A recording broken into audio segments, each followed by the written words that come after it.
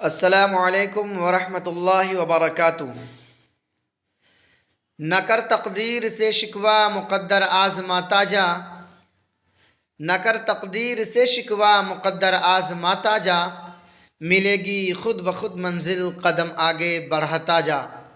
میرے پیارے اسٹوڈنٹ، کیسے ہیں آپ تمام حضرات؟ امید کرتا ہوں کہ آپ تمام حضرات خیر و عافیت سے ہوں گے۔ میں منور حسین آپ تمام حضرات کو اپنے ہی YouTube channel Urdu with M H میں خیر مقدم کرتے ہیں، خوش آمدید کرتے ہیں۔ اسٹوڈنٹ، جیسا کہ آپ حضرات کو معلوم ہے کہ میں کہکشاں اردو حصہ دوم کلاس 12 یعنی انٹر لے کر حاضر ہوا ہوں۔ اس سے پہلے والے سبق میں یعنی سبق نمبر 12 میں گفتگو جس کے رائٹر یعنی مصنف تھے علی سردار جعفری، اس کے میں آپ حضرات کو سبجیکٹیو کوشچن پڑھا چکا ہوں، اور آج جو پڑھانے جا رہا ہوں وہ ہے آپ کا میرا سفر، جس کے رائٹر یعنی مصنف ہیں علی سردار جعفری۔ اس کے میں آپ حضرات کو مختصر ترین سوالات اور مختصر گفتگو پڑھانے جا رہا ہوں۔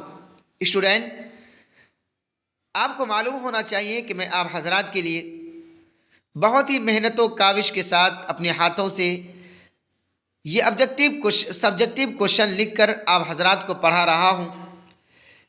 اس امید کے ساتھ پڑھا رہا ہوں کہ آپ جس طریقے سے میں محنت اور کاوش کے ساتھ لکھ کر محنت سے پڑھا رہا ہوں، اسی طریقے سے آپ محنت اور کاوش کے ساتھ پڑھیں گے اور اچھے سے اچھے نمبرات سے آنے والے ایگزام میں کامیابی حاصل کریں گے۔ مجھے امید ہے کہ آپ میری باتوں پر عمل کریں گے۔ اسٹوڈنٹ، جیسا کہ آپ حضرات کو معلوم ہے کہ آپ کا ایگزام بہت ہی قریب ہے، اور آپ اپنے ایگزام کے لیے اپنے تن من دھن کے ساتھ لگ جائیے، کیونکہ آپ کے پاس زیادہ وقت نہیں ہے۔ اسٹوڈنٹ، آپ کے جتنے بھی دوست احباب ہو ان کو اس چینل میں جڑنے کی تلقین کریں، اور جو نئے ہوں ان کو سبسکرائب کرنے کی تلقین کریں، اور بیل آئکن دبانے کے لیے ان کو تلقین کریں، تاکہ ہر نئے نوٹیفیکیشن ان تک پہنچتا رہے اور ہر وہ نئے ویڈیو سے استفادہ حاصل کرتا رہے۔ اسٹوڈنٹ، اس سے پہلے والے ویڈیو اگر آپ حضرات میں سے نہیں کوئی دیکھا ہو تو وہ اس کا ڈسکرپشن میں اس کا لنک دے دیا گیا ہے، وہاں جا کر آپ دیکھ سکتے ہیں۔ تو چلیے اسٹوڈنٹ، بلا کسی تاخیر کے آج کے ہم اس کلاس کو شروع کرتے ہیں۔ آج کی کلاس میں ہم پڑھیں گے سبق نمبر 13 میرا سفر، اس کے مختصر ترین سوالات، جسے ہم اور آپ بتائیے کے نام سے جانتے ہیں۔ یہاں سوال نمبر 1 میں پوچھا گیا ہے میرا سفر نظم کی حیات کیا ہے؟ تو آپ کا جواب ہوگا اسٹوڈنٹ، میرا سفر نظم کی حیات ہے آزاد نظم۔ اسٹوڈنٹ، آگے چلتے ہیں۔ سوال نمبر 2 میں پوچھا گیا ہے علی سردار جعفری کی پیدائش کہاں ہوئی؟ تو آپ کا جواب ہوگا علی سردار جعفری کی پیدائش اتر پردیش بلرام پور میں ہوئی۔ اسٹوڈنٹ، آگے چلتے ہیں۔ سوال نمبر 3 میں پوچھا گیا ہے علی سردار جعفری کی 4 نظموں کے نام بتائیے۔ تو آپ کا جواب ہوگا نمبر 1 علی سردار جعفری کی پہلا نظم میرا سفر، دوسرا نظم گفتگو، تیسرا نظم ایشیائے جاگ، چوتھا نظم نئی دنیا کو سلام۔ اسٹوڈنٹ، آگے چلتے ہیں۔ سوال نمبر 4 میں پوچھا گیا ہے علی سردار جعفری کی وفات کب ہوئی؟ تو آپ کا جواب ہوگا علی سردار جعفری کی وفات 1 اگست 2000 عیسوی میں ہوئی۔ اسٹوڈنٹ، آگے چلتے ہیں۔ سوال نمبر 5 میں پوچھا گیا ہے علی سردار جعفری کو انہیں گیان پیٹ کا ایوارڈ کب ملا؟ تو آپ کا جواب ہوگا سن 1997 عیسوی میں انہیں گیان پیٹ کا ایوارڈ ملا۔ اسٹوڈنٹ، آگے چلتے ہیں۔ سوال نمبر 6 میں پوچھا گیا ہے علی سردار جعفری کا تعلق کس تحریک سے رہا؟ تو جواب ہوگا علی سردار جعفری کا تعلق ترقی پسند تحریک سے ہے۔ اسٹوڈنٹ آگے چلتے ہیں، سوال نمبر 7 میں پوچھا گیا ہے علی سردار جعفری کی 2 تنقیدی کتابوں کے نام بتائیے۔ تو جواب ہوگا علی سردار جعفری کی پہلی تنقیدی کتابوں کا نام ترقی پسند، دوسری کتابوں کا نام اقبال شناسی ہے، یعنی اب سے آپ کا جواب یہاں صحیح ہوگا۔ اسٹوڈنٹ آگے چلتے ہیں، سوال نمبر 8 میں پوچھا گیا ہے کس فارسی شاعر سے متاثر ہو کر میرا سفر نظم لکھی گئی؟ تو جواب ہوگا علامہ اقبال شاعر سے متاثر ہو کر میرا سفر نظم لکھی گئی۔ اسٹوڈنٹ آگے چلتے ہیں، سوال نمبر 9 میں پوچھا گیا ہے کیا شاعر نے خود کو ایک تربتا قطرہ قرار دیا ہے؟ تو جواب ہوگا جی ہاں، شاعر نے خود کو ایک تربتا قطرہ قرار دیا ہے۔ اسٹوڈنٹ آگے چلتے ہیں، سوال نمبر یعنی مختصر گفتگو میں آپ تو اس سے پہلے پڑھ رہے تھے، آپ بتائیے، اور اب پڑھنے جا رہے ہیں مختصر گفتگو۔ اس میں سوال نمبر 1 میں پوچھا گیا ہے آنکھوں کے دیے کب بجھ جاتے ہیں؟ تو آپ کا جواب ہوگا کہ اس سے شاعر بتانا چاہتے ہیں کہ جب موت آتی ہے تو جسم کے تمام اعضاء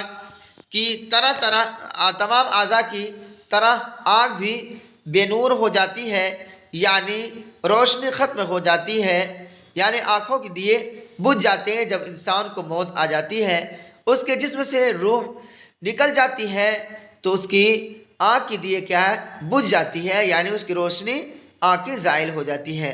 اسٹوڈنٹ آگے چلتے ہیں، سوال نمبر 2 میں پوچھا گیا ہے شاعر نے تڑپتے قطرے کی کیا خوبی بیان کی ہے؟ تو آپ کا جواب ہوگا شاعر نے تڑپتے ہوئے قطرہ کی خوبی یہ بیان کی ہے کہ قطرہ اگرچہ دریا کا ایک چھوٹا سا حصہ ہے، پھر بھی اپنے کو دریا میں ملا کر سفر میں لگا رہتا ہے۔ اسٹوڈنٹ آگے چلتے ہیں، سوال نمبر 3 میں پوچھا گیا ہے موت کی آمد سے پہلے جو منظر پیش کیا گیا ہے اسے اپنے الفاظ میں بیان کیجیے۔ تو آپ کا جواب ہوگا علی سردار جعفری نے موت کی آمد سے پہلے کا منظر اس طرح پیش کیا ہے کہ جب موت آئے گی تو پہلے آواز بند ہو جائے گی، ہاتھ پاؤں حرکت نہیں کریں گے اور آنکھوں کی روشنی ختم ہو جائے گی۔ اس طرح دنیا سے انسان سفر کر جائے گا، یعنی جب آپ کو موت آئے گی تو کیا ہے،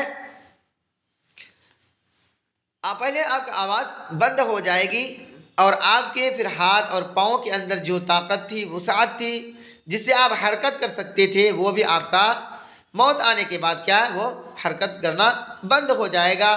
آنکھوں کی روشنی آپ کی چلی جائے گی، یعنی آپ کی آنکھ کھلی بھی رہے گی تو آپ کو دکھائی نہیں پڑے گا، کیونکہ آپ کی جسم کے اندر روح باقی رہے گا ہی نہیں۔ جب انسان کے جسم کے اندر روح باقی نہیں رہتا ہے تو اس کا پھر کوئی اعضا کام نہیں کرتا ہے۔ اگر کوئی انسان اس انسان کے کوئی ہاتھ کاٹ کر لے کر بھاگے گا تو پھر وہ اس کی زبان یا اس کا پاؤں نہیں بولے گا یا اس کے ہاتھ نہیں پکڑے گا کہ میرے ہاتھ کو میرے پاؤں کو کیوں کاٹ کر لے کے بھاگے جا رہے ہو، اس وجہ سے کیونکہ اس کے جسم کے اندر روح نہیں باقی رہے گی، اس وجہ سے۔ اسٹوڈنٹ آگے چلتے ہیں، سوال نمبر 4 میں پوچھا گیا ہے موت کے بعد شاعر کس طرح امر ہو جائے گا؟ تو جواب ہوگا شاعر کہنا چاہتے ہیں کہ میں امر ہو جاؤں گا، اس طرح کے کچھ ایسا کام کر جاؤں گا کہ اس کو دیکھ کر یاد کر کے لوگ مجھ کو یاد کریں گے، مرنے کے بعد میں اس طرح امر ہو جاؤں گا، یعنی میں کچھ ایسا کام کر کے جاؤں گا۔ شاعر کہہ رہے ہیں کہ میں مرنے سے پہلے کچھ اس طریقے سے کام کر کے چلے جاؤں گا تاکہ اس کام کو دیکھ کر، اس کام کو یاد کر کے لوگ مجھے بھی یاد کریں گے، ہے نا، یاد کریں گے، پھر مرنے کے بعد اس طرح کیا میں امر ہو جاؤں گا۔